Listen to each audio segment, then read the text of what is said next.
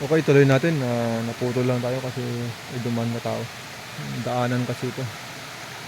Okay, so ngayon yung sabi ko kanina, ito yung north side po ng kahoy na to ay doon din. Tatama rin doon sa deposito na yon. So, pero ang main marker natin doon ay iyon, yung passageway at saka yung letter C doon sa may bato na yan. Okay, so yun yun. So, and then isang deposito nga doon at saka isa dito. Okay, so ngayon ang tanong naman din ngayon, paano kaya nila nilagay dyan? So kung mapansin mo, paano nila hinukayan? Kailangan naman nahuhukayan niya diretso dyan. Alam mo, nahuhukayan na dyan, yan yan po ay napakatigas na bato na yan hanggang dito. So imposibleng dyan nahuhukayan. At dito, kahit dito po, yan, bato pa rin yan hanggang dito. Makatapo natin yung mga bato kasi tignan natin yung forma, yung structure ng bato. So imposible din na direct under dito. So kaya minsan depende po sa area. So papansinin po natin. Okay, paano nila hinukay yung binaon yung deposito. Okay, so kung mapapansin po din natin dyan yung isa, meron pong bato dyan. Okay, so yan yung bato na isa at saka yung bato na isa at merong awang sa gitna niya. So passageway din yan pupunta rito. So dito pa rin yung tinuturo niya na area, dito. So may deposito dyan. So ngayon, yung area natin ay mabato at matigas na bato yan. So ang tinitiyak ko po sa inyo na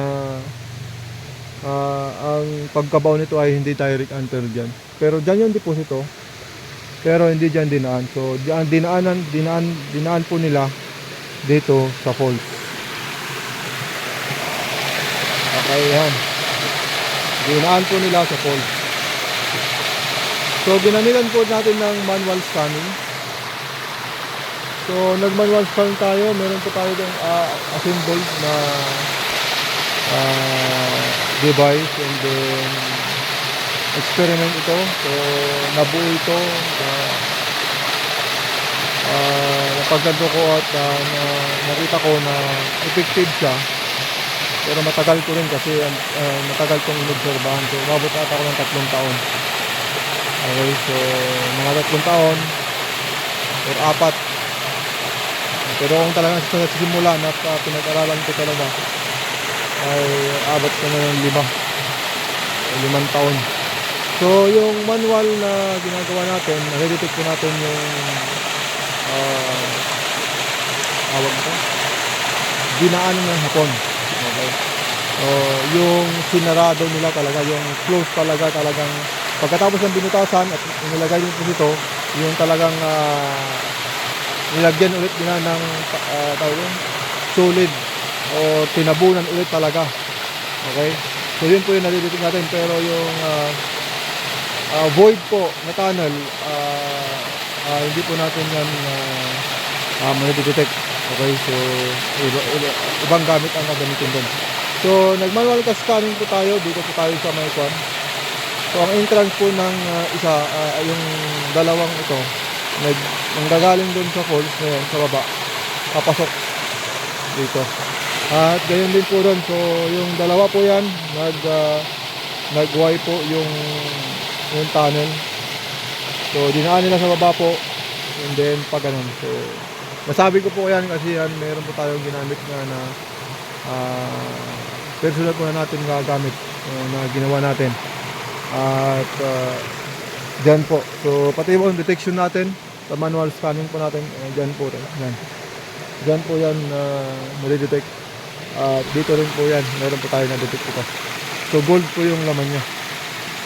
Okay, so yan po yung ating maikling vlog ngayong araw na to. At sana meron tayong natutunan. Nasa nyo po yan kung maniniwala kayo o hindi.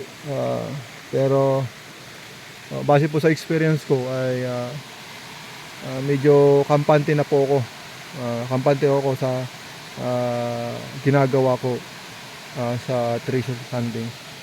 So, pero yan ay humingi pa rin tayo ng biyaya at awa sa Diyos kasi hindi naman natin alam ang lahat. So, nasa Kanya pa rin yung direction kung mapipinpoint natin yung true. Okay, okay. So, lahat naman ng wisdom nanggaling po sa Kanya. So, nakadepende na lang kung paano mo ito gamitin. So, pasalamat na lang tayo sa Diyos. Okay, so yan. Yan po ating vlog. Ito yung isa na deposito. Yun yung isang deposito na gold. At doon nga po yung nakaraan nating vlog na meron tayong giveaway dyan. O sabihin nating pangharang sa deposito para doon. Okay, so meron tayong silver po dyan. Okay? At mapapansin po natin yan ay yan po ay pagong. Okay, at walang paa, walang